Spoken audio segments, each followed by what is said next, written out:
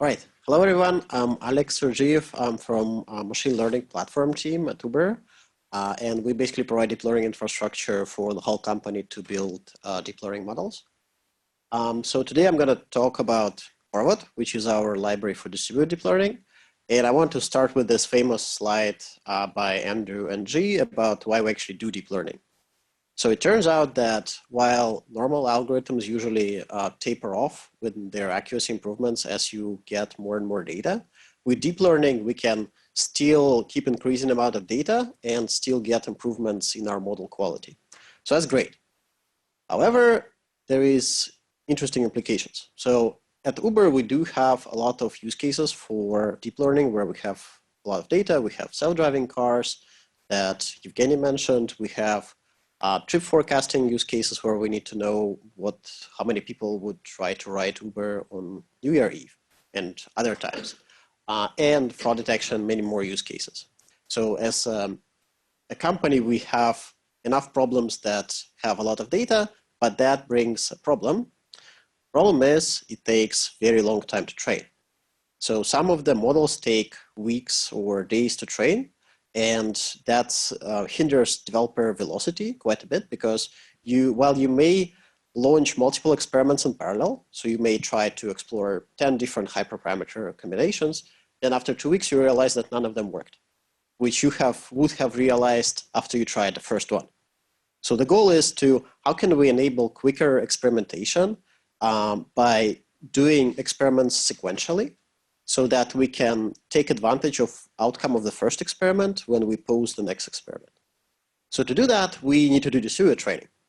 The good news is that in most cases, models are small enough to fit inside a single server. So if you use modern Volta GPUs, we have version of 32 gigabyte GPU, which if you put 8 of them, you have 256 gigabytes, which is usually enough to fit your deep learning model.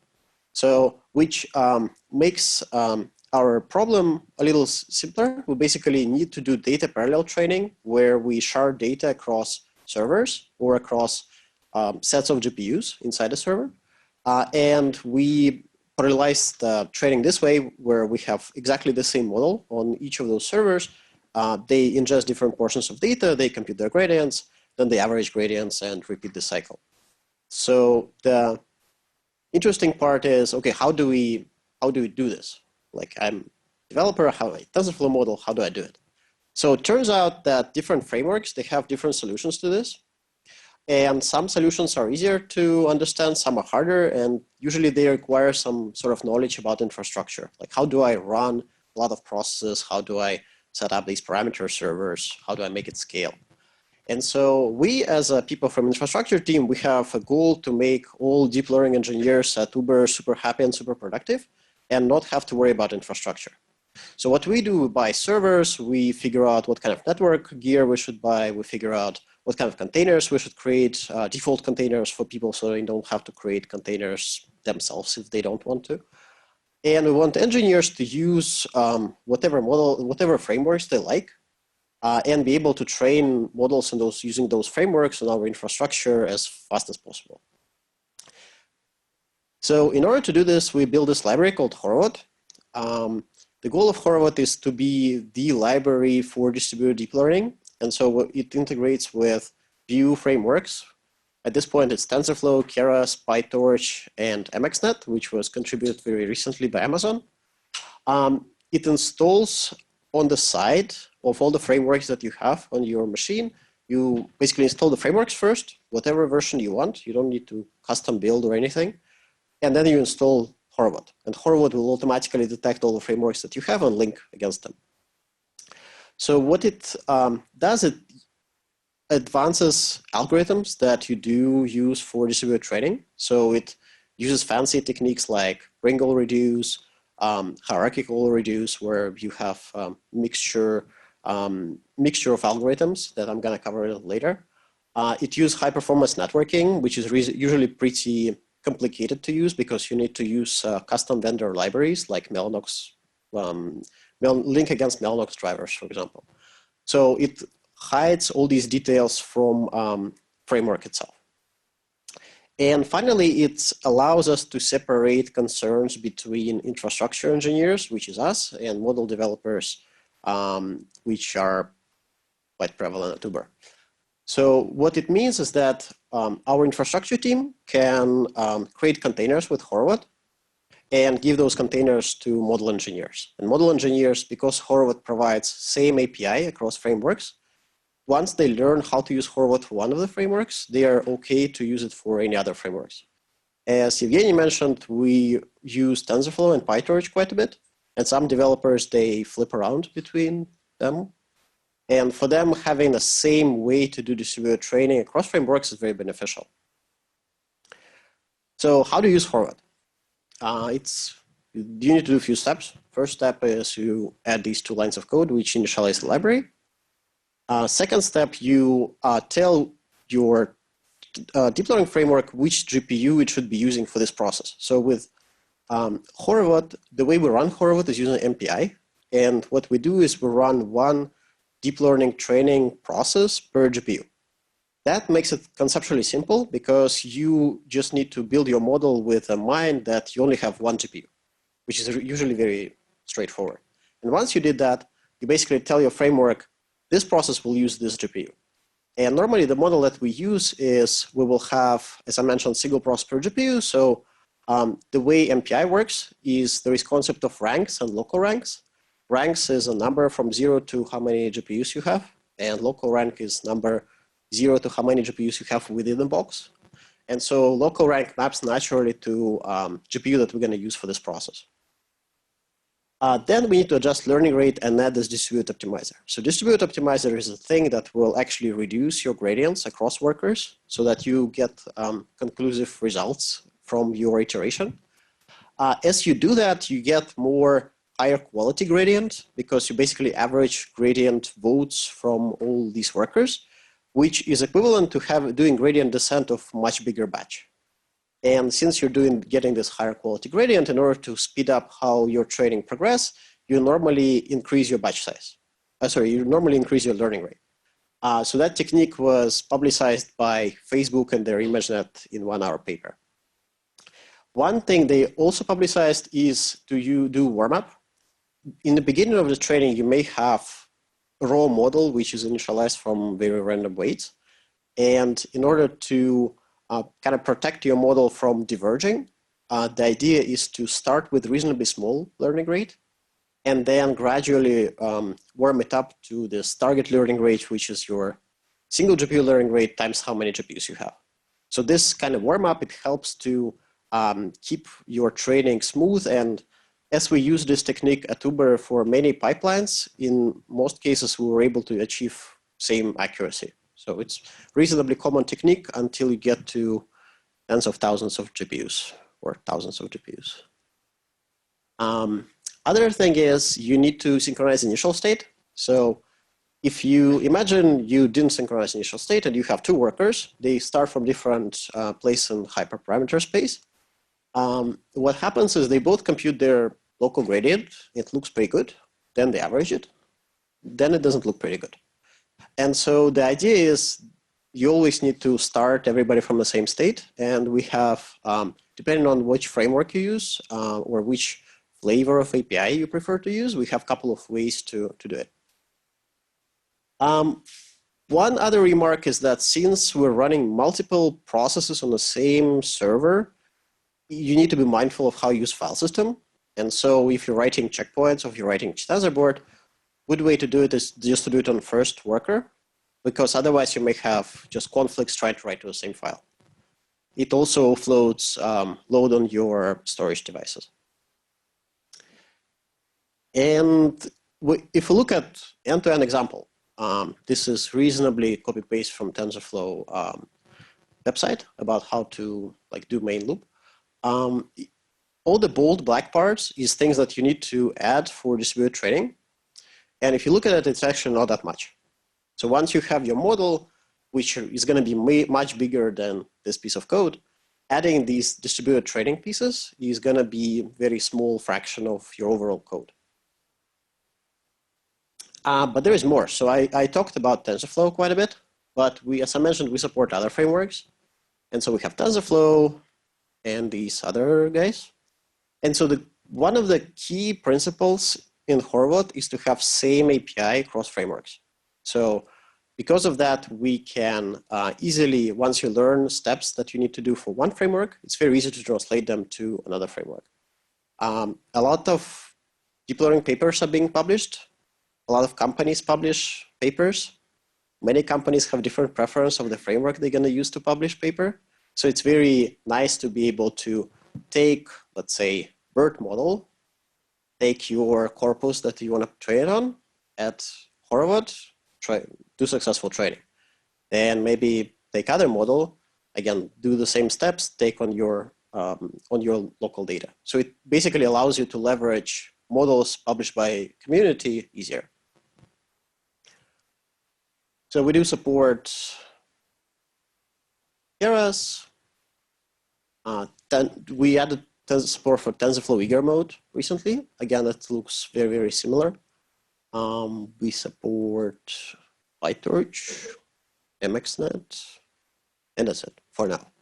If you have your favorite framework, it's actually quite easy to add support for Horovod. You basically just need to add layer of custom operation plumbing, and then it's going to work. So it's you're very welcome to add your favorite framework to Horovod. So how do you run Horovod? Since it's using MPI, these are the commands that you normally run if you want to run MPI. There is a couple of caveats that MPI is framework oriented towards high performance computing, and it's also oriented towards CPU cores. When it was designed, there was no intention to use GPUs for anything other than killing monsters. And so because of that, when you launch 4 processes, it thinks that you want to just use 4 CPU cores. So for that reason, you need to say, don't bind to anything, map by slots, and life is good. So this is a little bit verbose. We don't actually want you to have to worry about these things. And so we're working on the script called Horovod run, which will remove everything except your command line and how many processes you want to run, and which are host names that you want to run it on. So that's coming really soon. There is open pull request. If you feel adventurous, you can try it out and give us feedback. The next thing is we added support for PySpark. So internally at Uber, we do a lot of data science with Spark, and it was natural for us to think, how can we do deep learning in Spark as well? And once Petastorm came around, it solved big problem of how do we get data in. So now we also built adapter between Horovod and Spark, and basically the way it works is you set up your Spark cluster on GPU machines, or if your model is very small, you can run it on CPU machines. And you import this horovod.spark thingy. Then you define your model using this function. So you build a function that creates a model and trains it. And then you run this function using this Horovod Spark run, and whatever you return from a function will get returned. So typical thing that we do is we create a function that creates a model and trains it for one epoch. It takes model as a parameter and returns it in output. And then we basically run it for one epoch. It uses Petastorm inside. And what will happen is Horovod will contact Spark to provision resources. So if you say, I want to run 4 processes, it's going to ask for 4 executors or 4 tasks on executors and execute the training using those resources. So I'm going to show more detailed example in a couple of slides, actually in exactly 1 slide. So the case study for this is one of the Kaggle competitions. The code was originally published by FastAI.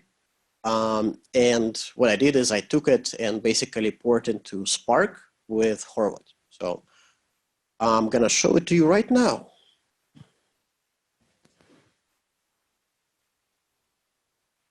Awesome. Okay, so it's also available on our GitHub. You can always go there and check it out.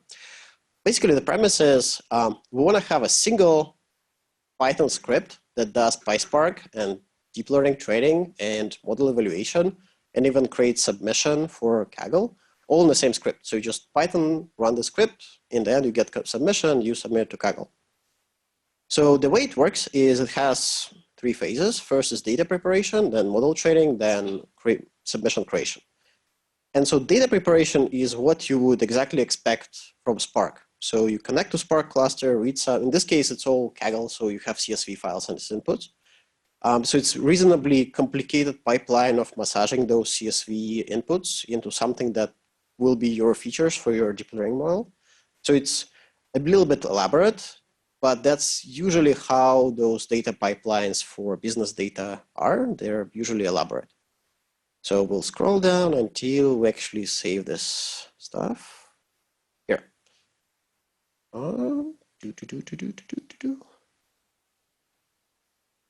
Here. Write them to Parquet. And that's the prerequisite of using Petastorm for our use case, is we use Parquet because that's what it supports. And so when we go to model training, we're going to reference those Parquet files that we wrote down. So here we define the model.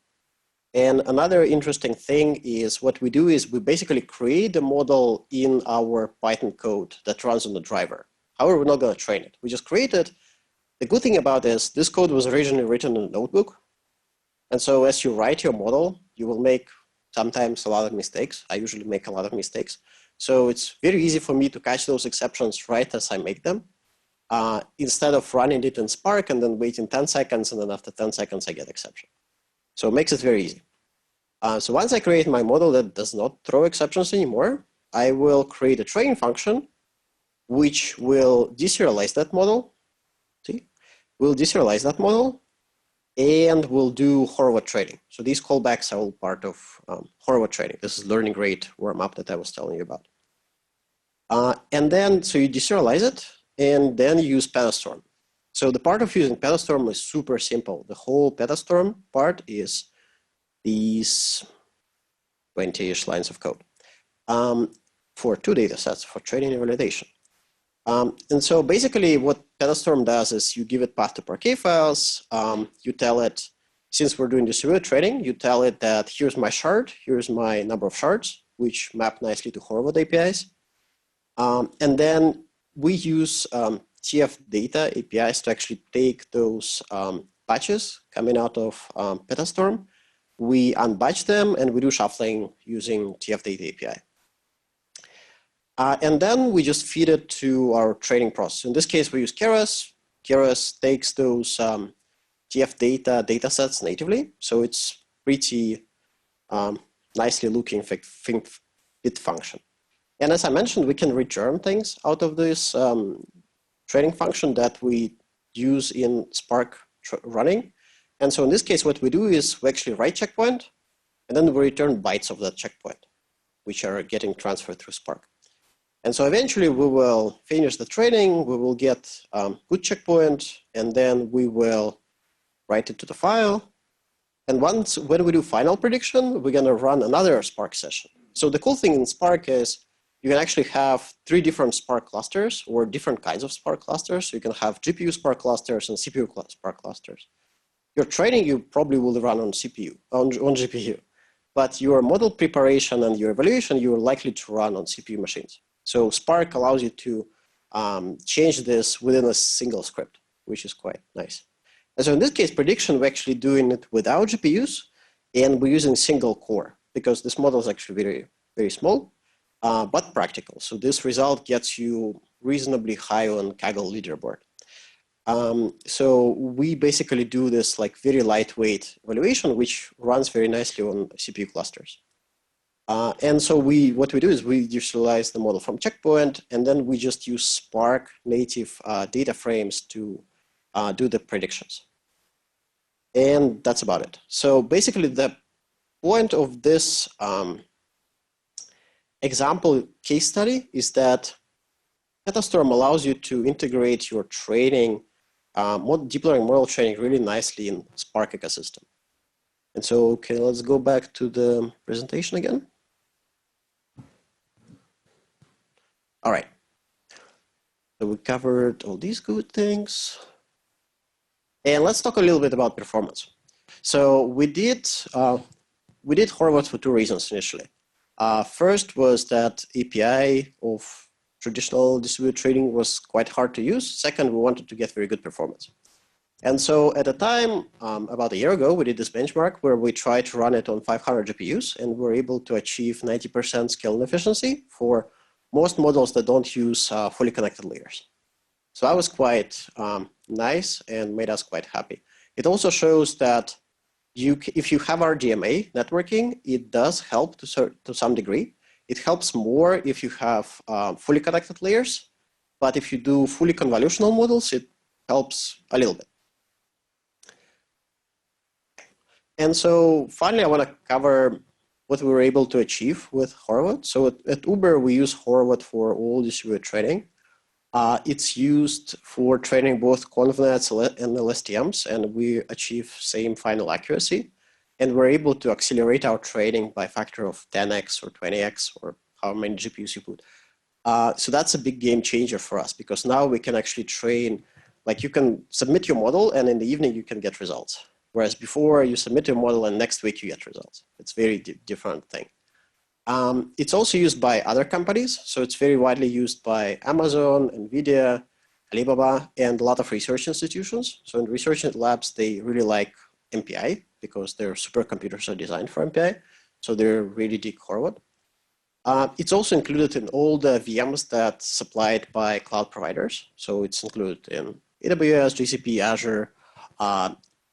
It's included in NVIDIA GPU Cloud and other environments. So with that, I'll thank you and ask you for questions.